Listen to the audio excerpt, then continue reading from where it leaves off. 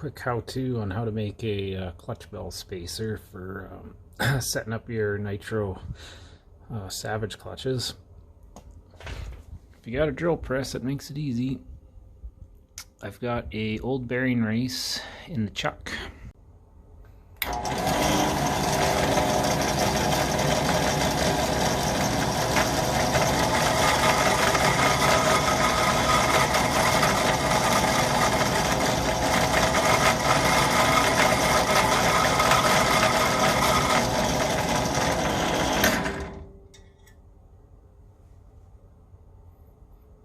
It's just a Dremel sharpening tool thing.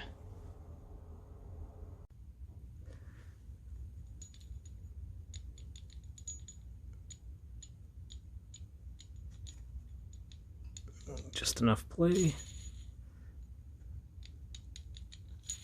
Bob's your uncle.